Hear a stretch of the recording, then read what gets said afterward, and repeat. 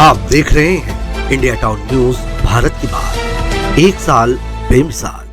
नमस्कार, आप देख रहे हैं इंडिया टाउन न्यूज और मैं हूं आपके साथ कमर गौस। आज के हमारे खास सेगमेंट में बात करते हैं दुनिया में 3 नवंबर की 3 ऐतिहासिक घटनाओं की। आपको बता दें कि इतिहास में मील का पत्थर बन चुकी है ये 3 घटनाएं। आज के हमारे इस खास कार्यक्रम में जानेंगे कि कैसे पनामा नहर से विश्व व्यापार को एक नई दिशा मिली, अंतरिक्ष में पहला जीवित प्राणी लाइका का सफर कैसे रहा और भारत की पहली महिला प्रधानमंत्री इंदिरा गांधी के अंतिम संस्कार से कैसे देश में एक गहरा प्रभाव पड़ा। तो चलिए बढ़ते हैं आज के खास सेगमेंट की ओर। आपको बता दें कि आज से ठीक 111 साल पहले 3 नवंबर 1913 को पनामा नहर में पहली बार पानी छोड़ा गया था। पनामा नहर मानव निर्मित एक जलमार्ग अथवा जलयान नहर है जो पनामा में स्थित है और प्रशांत महासागर तथा कैरेबियन सागर होकर अटलांटिका महासागर को जोड़ती है। इस नहर की कुल लंबाई 82 किलोमीटर और औसतन चौड़ाई 90 मीटर, न्यूनतम गहराई 12 मीटर है। ये नहर पनामा स्थल डमरू मध्य को काटते हुए निर्मित है और अंतर्राष्ट्रीय व्यापार के प्रमुखतम जलमार्गों में से एक है। पनामा नहर पर पनामा देश का नियंत्रण है। पनामा नहर जल पास या जल लोक पद्धति पर आधारित है। अमेरिका के पूर्वी और पश्चिमी तटों के बीच की दूरी इस नहर से होकर गुजरने पर तकरीबन 8000 मील 12,875 किलोमीटर घट जाती है, क्योंकि इसके न होने की स्थिति में जलपोतों को दक्षिण अमेरिका के हॉर्न अंतरिक्ष से होकर चक्कर लगाते हुए जाना पड़ता है। पनामा नहर को पार करने में जलयानों को 8 घंटे का समय लगता है। इस नहर का निर्माण 14 अगस्त 1914 को पूरा हुआ और 15 अगस्त 1914 को ये जलपोतों के आवागमन हेतु खोल दी गई। अभी हाल ही में 14 अगस्त 2014 को पनामा नहर के निर्माण की 100वीं बरसी मनाई गई है। जब ये नहर बनी थी तब इससे लगभग 1000 जलपोत प्रतिवर्ष गुजरते थे और अब 100 वर्षों बाद इनकी संख्या लगभग 42 जलपोत प्रतिदिन हो चुकी है। ये नहर अपने आप में अभियांत्रिकी की एक बड़ी उपलब्धि है और विलक्षण उदाहरण भी मानी जाती है। ये नहर एक मीठे पानी का गटून झील से होकर गुजरती है और चूंकि इस झील का जलस्तर समुद्र तल से 26 मीटर ऊपर है, इसमें जलपोतों को प्रवेश करने के लिए 3 लॉक्स का निर्माण किया गया है, जिनमें जलपोतों को प्रवेश कराकर और पानी भरकर उन्हें पहले ऊपर उठाया जाता है ताकि ये झील से होकर गुजर सके।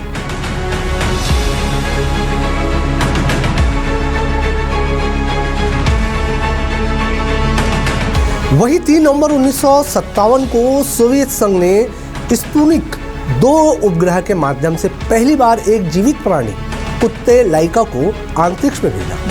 ये ऐतिहासिक क्षण अंतरिक्ष अन्वेषण के क्षेत्र में एक महत्वपूर्ण मील का पत्थर था। लाइका पहली ऐसी जीवित प्राणी थी जिसने पृथ्वी के गुरुत्वाकर्षण से बाहर जाकर अंतरिक्ष की अनिश्चित परिस्थितियों का सामना किया।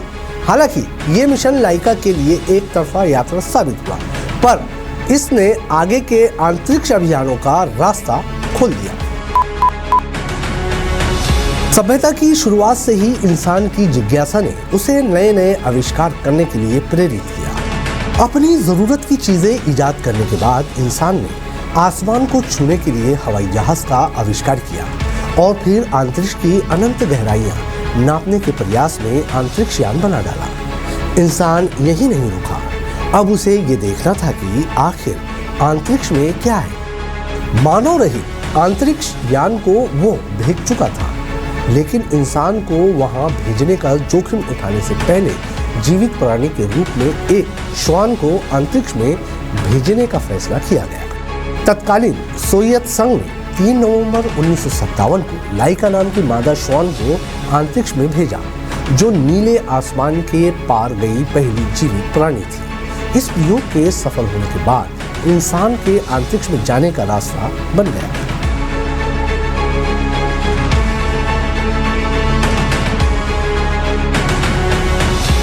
आज का दिन इतिहास में उस दुखद घटना के रूप में भी याद किया जाता है जब 3 नवंबर 1984 को भारत की पूर्व प्रधानमंत्री इंदिरा गांधी का अंतिम संस्कार किया गया। 31 अक्टूबर 1984 को उनकी हत्या के बाद पूरा देश शोक में डूबा था। दिल्ली के राजघाट में राजकीय सम्मान के साथ उनका अंतिम संस्कार किया गया। इस घटना ने न केवल भारतीय राजनीति पर गहरा असर डाला, बल्कि देश भर में सांप्रदायिक हिंसा और तनाव का माहौल भी उत्पन्न हुआ। इंदिरा गांधी का योगदान और उनकी कड़ी नीतियां आज भी भारतीय राजनीति में उनकी छवि को जीवित रखती है। आपको बता दें कि इंदिरा गांधी के 2 सिख अंगरक्षक सतवंत सिंह और बेअंत सिंह ने 31 अक्टूबर 1984 को नई दिल्ली के सफदरगंज रोड स्थित उनके आवास पर सुबह 9:30 बजे गोली मारकर उनकी हत्या कर दी थी। उसमें से एक बेअंत सिंह के वहीं पर सुरक्षा कर्मियों द्वारा मार गिराया गया था, जबकि सतवंत सिंह, जो कि उस समय 22 वर्ष के थे, को गिरफ्तार कर लिया गया। वो ब्रिटिश अभिनेता पीटर उस्तिनो को आयरिश टेलीविजन के लिए एक वृत्तचित्र फिल्माने के दौरान साक्षात्कार देने के लिए सतवंत और बेअंत द्वारा प्रहरत एक छोटा गेट पार करते हुए आगे बढ़ रही थी। इस घटना के तत्काल बाद उपलब्ध सूचना के अनुसार बेअंत सिंह ने अपने बगल वाले शस्त्र का उपयोग कर उन पर 3 बार गोली चलाई और सतवंत सिंह एक स्टेन कार्बाइन का उपयोग कर उन पर 22 चक्कर गोली दागी। आपको बता दें कि 3 नवंबर को राजघाट के पास उनका अंतिम संस्कार किया गया और इस स्थान का नाम शक्ति स्थल रखा गया। उनके बड़े बेटे और उत्तराधिकारी राजीव गांधी ने चिता को अग्नि दी थी।